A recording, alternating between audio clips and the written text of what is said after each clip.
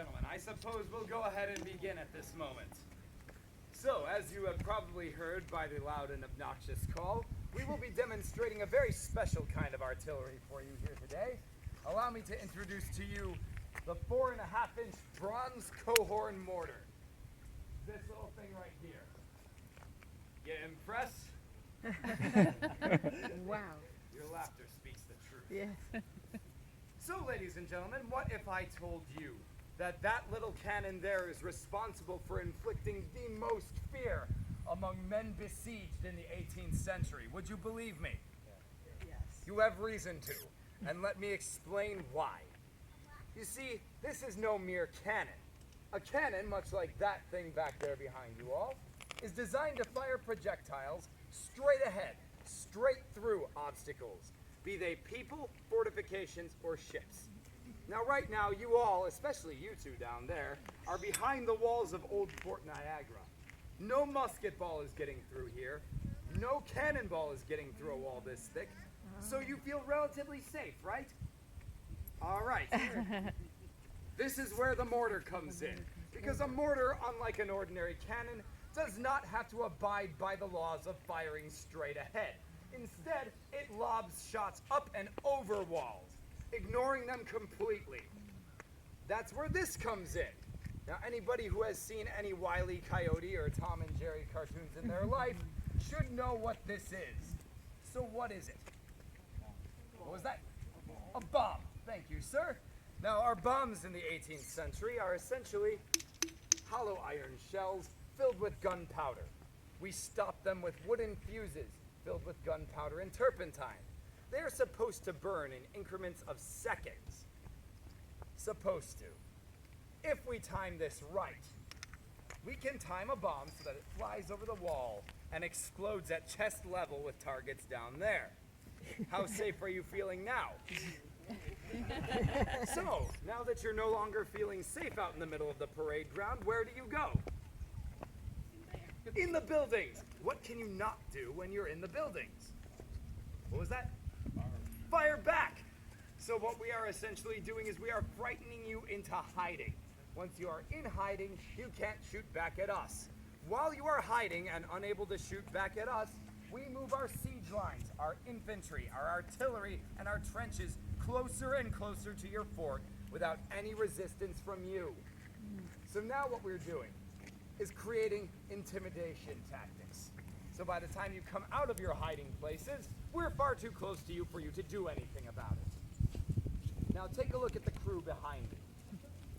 Impressed, right? Now you see on an ordinary cannon, you'd require a crew of about 12 people. That is 6 to work the gun, 6 to yank the gun back into place after it recoils. On a mortar, there's no such restriction. We can have 3 people to fire this gun. In addition, a cannon crew is usually in full uniform. Our mortar crew is stripped down to what we call our fatigue uniform. We need to get comfy. You know why we need to get comfy? Because you're moving more. No, we're working slower, actually. We're in this for the long haul. We're in this for an entire siege, so we need to make sure that we're really comfortable. On top of that, we can fire at a relaxed rate. We don't need to fire every 30 seconds like an ordinary gun crew. We can choose when to fire. Why is that a good thing? Well, you know where the enemy is, but actually, why is it a bad thing for my enemy, I should say? Why is it a good thing for us, but bad for my enemy? Because they can't time our shots. Exactly. The goal is to be as unpredictable as possible. If you knew when the next bomb was flying over the wall and from where it was flying over the wall, don't you think you would dodge it? Sure. Try. The lack of response to that is quite frightening. If you do not want to blow up, you are going to dodge the bombs. So, if you could time it so that you could flee the bombs, not be blown up, and come back out and shoot at us, you would. Our job is to prevent that. So what we're going to do right now is give you a little bit of an idea as to how the loading process and firing process for this mortar would work. Mortar crew, take care.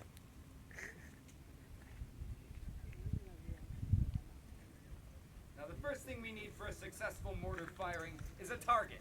Fortunately for us, there's a parking lot full of targets out there. So we will begin by selecting one of them. Handle pickets. Fixed pickets. Gavin here is our targeting system. He aligns the first picket with the barrel of the mortar. The second picket is aligned with our target. Once he has selected our target, he not only aligns the picket with it, but he gets an estimate of how many seconds it would take for a bomb to fly over the walls and explode at mid-level with our target. So what's the word, sir? Red pickup, 5 seconds ready. Right. Cut fuse to 5 seconds. Now, on a mortar crew, everything is guess and check. Our target is a red pickup. He's estimating that it will take 5 seconds for the bomb to fly over the wall and explode at mid-level with it.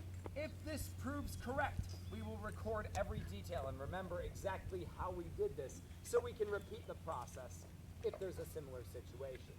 If it fails, we'll just have to try again later. So once he has cut the fuse down to about 5 seconds and inserted it into the bomb, now our ammunition is armed. We can maintain the gun. Swab piece. Tanya here is simply taking a wet wool cloth, running it down the barrel of the mortar and scraping out any bits of still burning debris or embers.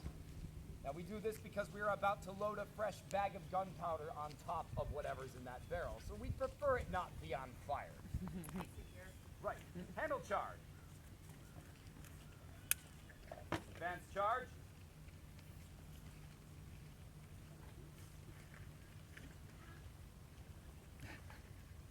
Load. To the 90-degree angle. When ready.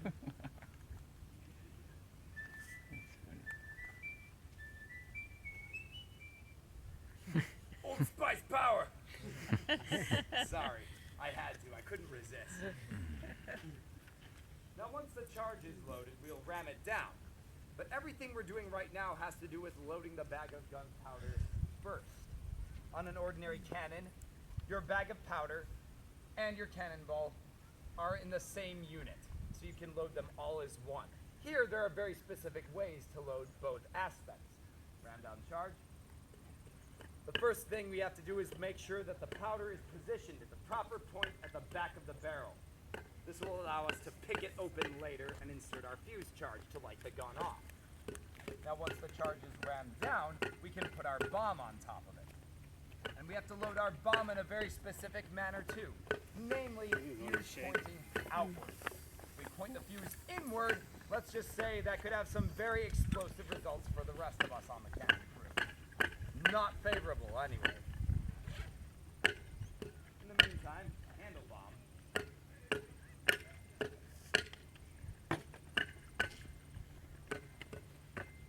One of those things that takes a while, hence why we need to be so comfortable. Advanced bomb. To the 90-degree. Load bomb. Once more fuse pointing outward. We can do this 2 ways now.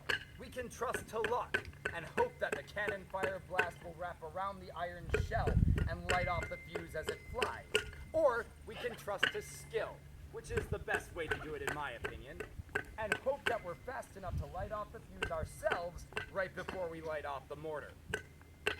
Now once the bomb itself has been rammed down, we can then proceed to prime the piece. This will entail basically laying down our fuse. She's got a lot of work. It's working out there.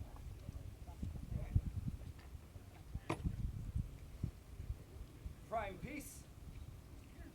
Tanya takes a long brass needle, shoves it down the vent hole of the mortar, and punctures the bag of gunpowder right in the back of the barrel. Once this is done, she will take a charge of loose powder and lay that down as a fuse from the outside of the gun to the inside of the gun. Now, on an ordinary cannon, it's easy enough to do this.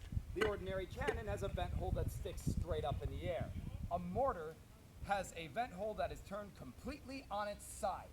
You cannot pour a charge of loose powder down something that is sideways. So, we have to pour out all the powder onto a shelf at the back of the mortar and scrape almost every individual grain of black powder one by one into the barrel to set up our fuse charge.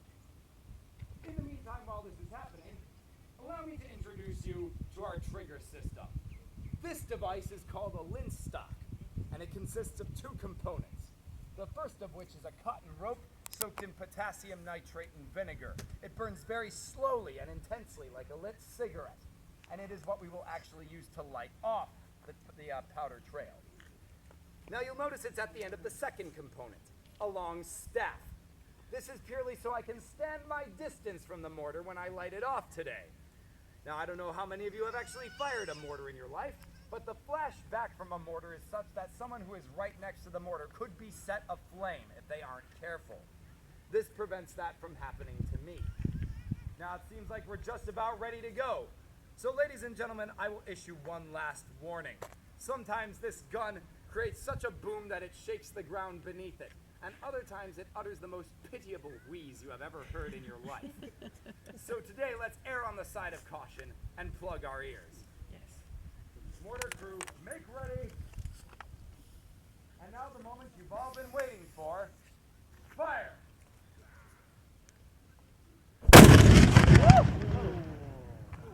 Jumping. That was loud. We knew what time that happened. Somebody check our target, make sure it's neutralized. Who owns the red pickup? Woof. What are they, snakies?